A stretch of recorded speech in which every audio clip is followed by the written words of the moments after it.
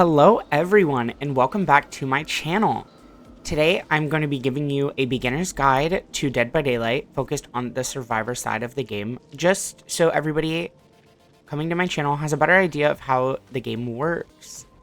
So, the HUD consists of three main parts: characters, loadout, and blood web.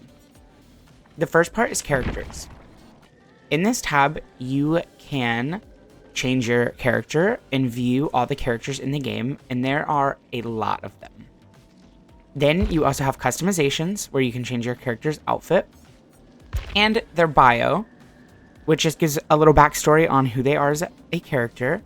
And you can also see their 3 unique teachable perks. You also can go up to your character prestige, where you can see the different unlocks you have when you prestige them from up to prestige 1, 2, 3, all the way through prestige 100. Now we will look at the loadout. So in the loadout, we have different subsections. So you have your item, add-ons, offerings, and perks. So there are a multitude of different items in the game that all just help survivors in different ways. Toolboxes are a good way to either sabotage hooks or repair generators faster. And there are add-ons specific to the different types of items that help that item perform better or differently in certain ways. The offerings tab can let you change the map that everybody is brought into. It can add more chests into the realm. It just will change either where you're going or how the map is set up, or you can also bring add-on or offerings that just increase your blood points. Then perks, you unlock perks by leveling up characters to prestige 1, and then you unlock those 3 unique teachable perks that I had showed on the character tab. Once you unlock those at prestige 1, they unlock at that version on all characters that you have, and ones that you obtain in the future. But if you go to another character, you can level them up and you can unlock those perks up to that tier 3. And there are some perks in the game that, like Will Make It, are not character specific and they will just be within the blood web. The last part of the HUD we have is the blood web. In the blood web, this is where you will spend your points that you obtain after every match and level up your character, so you can obtain various items, add-ons, offerings. Perks will also show up here, but since I have every perk I can at the moment on my Young Jin Lee unlocked, there will be none showing up in my blood web. So for the first game of today, I am going to be running my looping build. So this entails windows of opportunity, resilience, finesse, and life. If you would like to have a better idea of what the perks do, please just pause the video when I hover over them. But let's get into this first match. So how is everybody's day going today? My day is going pretty good. It's just been a pretty relaxing day. I have some meal prep to do later, but I'm not making anything too crazy, so it won't be too difficult. So we're loading onto the Temple of Purgation. So we are going against a Freddy. I can tell based on the left side of the HUD, I can see that we have that timer going. Also, as you can see different palettes on the map, or like the auras of them. That is from my Windows of Opportunity, which is a perk by Kate Benson. And the killer's actually coming this way. Alright, I'm actually gonna leave. I'm gonna leave that area. It sounds like somebody was working on that gen down in the bottom area.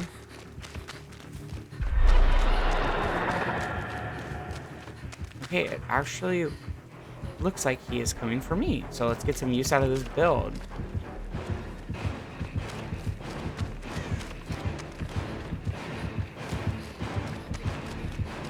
Alright. Let's run him. Alright, he's gonna vault that. Run this way. Oh, okay, alright, and he got that hit.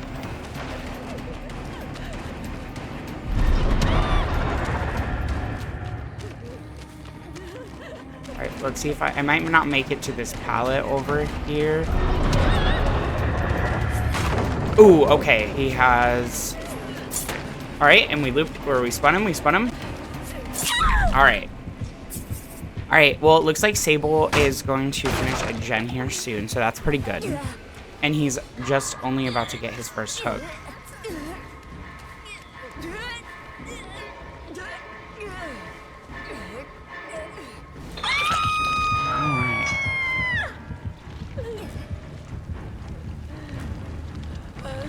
But back to what I was saying, it's been a pretty good day. Booked a bunch of stuff for some trips coming up, so I'm very excited for that. I actually have my birthday coming up at the end of the month, and I'm very excited. I'm actually going to Chicago for the first time, so I'm really, really looking forward to that. I think it'll be a really good time. So yeah, I'm gonna plan on going to, like, the Starbucks Reserve, where else? Starbucks Reserve, lots of food eating, that's for sure. But, yeah, I'm really excited to go celebrate my 24th in Chicago. But it is kind of crazy, it's the first time I'm ever going to Chicago, seeing that, I actually am, like, pretty close. It's like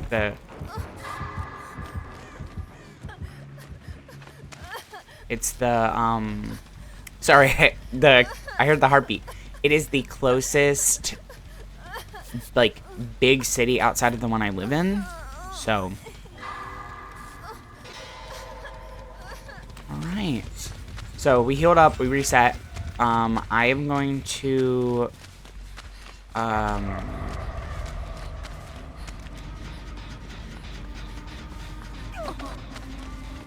okay, the killer is actually over here. Okay, I'm not actually gonna get the unhook just because I don't want to farm him. Alright, I'm gonna try and lead him far away. Okay, it looks like he's actually going back to the hook. Yeah, alright. Yeah, it looks like he might try and tunnel him out. Alright, I'll take a hit for him.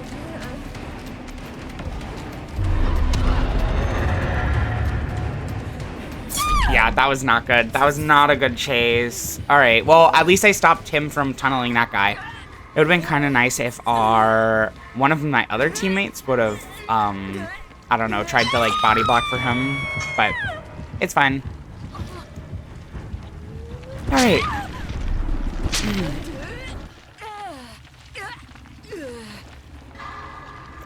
Oh, yeah, do you guys have any fun trips planned this year? I would love to hear about those in the comments below. I love traveling, and I'd love to hear about, different trips. So I would love to, see what kind of trips you guys have coming up. Alright, so it looks like me and him are both second hook. We saw that Sable get in that locker over there, and she's just getting out. I'm assuming she had inner strength, which is a perk where if somebody breaks a totem, they can get into a locker, and it will fully heal them after a certain duration. Alright, I actually might die on hook. It's not looking good. Nope. Okay, she does make it to me.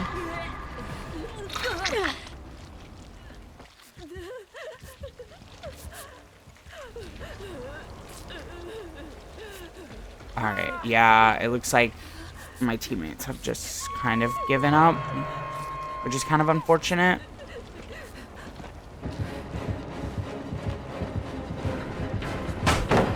Alright, well, and he is coming for me. Cool. Well, hopefully she can go down there and pick them both up. But it looks like I'm not gonna be in a match for much longer.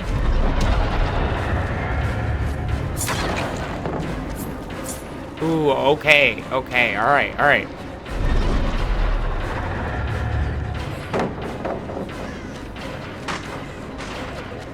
I need a window.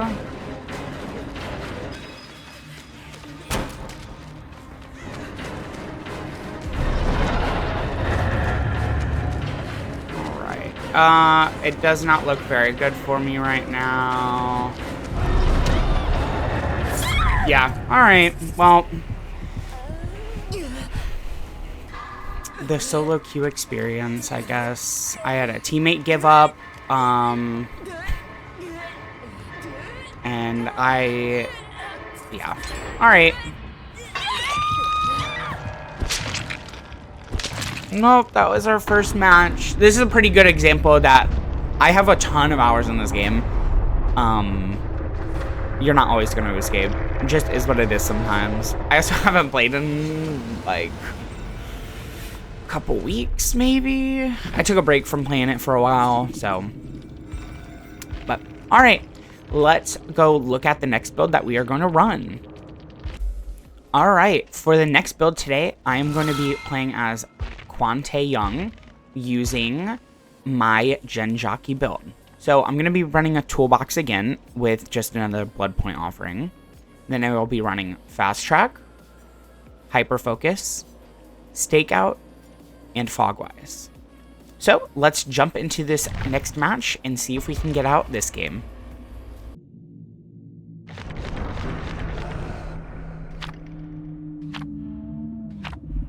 Alright, it looks like for offerings, it's 2 secrets and then 3 blood point offerings. So secret offerings can be things that, for survivors, it can just be having us spawn closer together, things like that, or spawn more spread out. And then the killer secret offerings can be a variety of things. They're typically a Mori, which when a survivor is hooked twice, the killer can perform a special animation to kill the survivor rather than just hooking them again for a third time. Alright, so we are on the Raccoon City Police Department. I'm assuming that's what the, I forgot that secret offerings are also, maps now, too, I'm pretty sure. And I'm assuming that's what the survivor brought in. Alright, so we are going against a, what's his name? A Springtrap. Alright, and he is right there. Let's get out of here. Alright, so they teleported somewhere. I really don't want to do this gen out here. This is a gen you typically don't want to, you want to save it because it's further away from, like, most of the other generators. So it's a good one to just, like, hang on to. I'm going to see if there's a gen up here and get this one out of the way.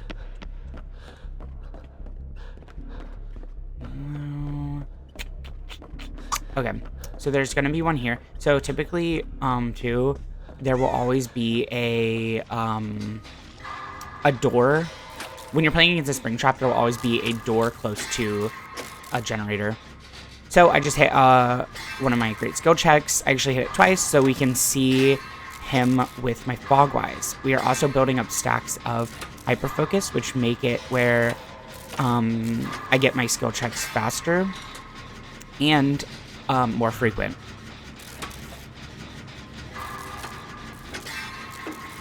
Oh, alright, so we got the first generator done, which is pretty good, and it looks like Angry Ken is on another gen, so that one's gonna pop. So we're actually doing really good right now. Yep, alright, sweet. He just got his first down, and he is about to lose 3 generators. So that is massive for us.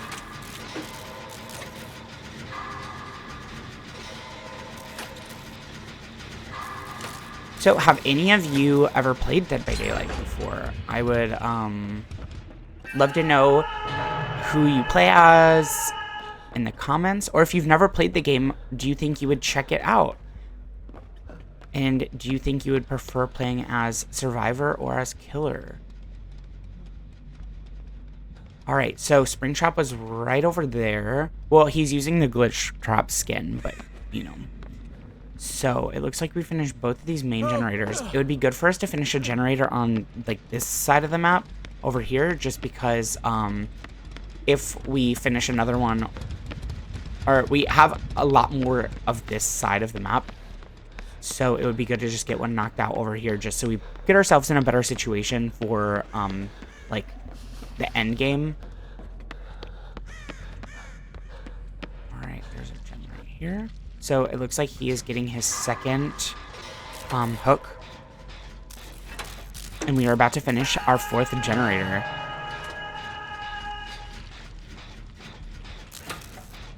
So I don't know if there's any doors like super close to where I am right now. I know there's that one down there, but I think that's about it. And I think there was one maybe in that hallway over there. But it looks like he's in chase with somebody else now. So hopefully I'm able to finish his generator. And you can see I have 6 stacks of fast track. So once I hit a great skill check on this generator, I'll be able to use those tokens. And it reduces the total amount of repair time on that generator, which is massive for us. So, alright. It looks like they might be that outside gen that I was at towards the beginning. It looks like they might have that one with a lot of progress. But we're going to finish this one and go look for another gen somewhere. It looks like he's going to teleport too. I'm assuming he'll teleport like somewhere on this side of the map.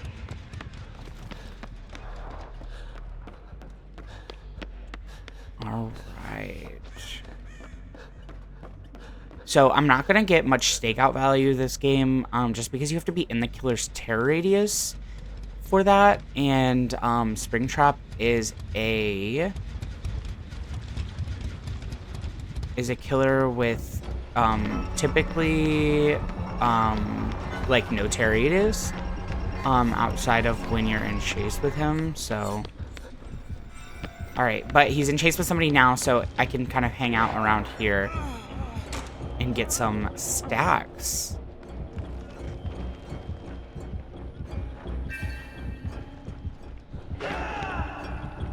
Alright, oh, they're actually working on that generator right there.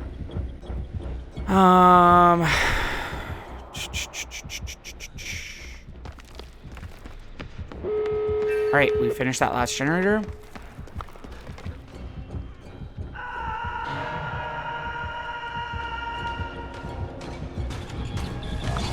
Oh, he knew I was there. That's not great. Okay. Alright. Oh, they were able to get him off the hook, though. That is pretty big. Alright, alright. I'm gonna actually come over. Alright, he pulled the axe out. I'm gonna start opening this door. Okay, he has no way out and remember me. So, how these 2 perks work is, no way out is, a stacking. Oh, alright, he is coming. Alright, it's a stacking perk where he does not want me. So, for every hook the killer has, the doors are blocked for an additional, like 15 seconds each. Alright, whatever. I don't know what his deal is.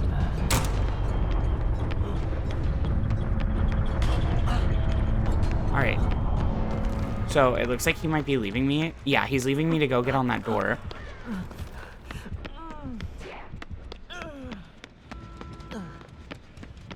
But I'm actually gonna run towards his back one so I can work on this one. We saw the one Leon was on that door. So we knew they were not blocked anymore. I'm going to try and get as much progress on this one as I can because I think he's going to prioritize going towards that front gate because he knows that they were working on that one. So let's just hope hope that he goes for that one. All right, so Leon opening that door is actually going to put us in a really bad spot. So the killer just hooked somebody, and since he's running a endgame build, it is very likely that he is running Blood Warden. So how Blood Warden works is once endgame collapse happens, which is when an exit gate is opened, and you can see that bar at the top, a timer starts. Or the endgame collapse is like essentially a timer, but it works where if a survivor is hooked during that endgame collapse, the doors are blocked for a certain duration. I don't remember the total time, but it is quite a while. So yeah, that does put us at kind of a bad spot, just because even if we get him off hook now, it's very unlikely that we're going to escape. But we will try our best to help get our teammate out. Oh, I actually need to go this way.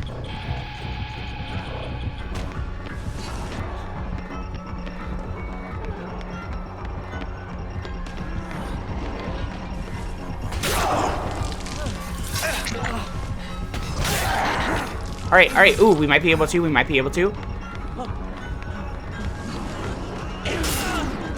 All right. And we're getting the haste, and the door is open. All right. I think we're actually gonna get out.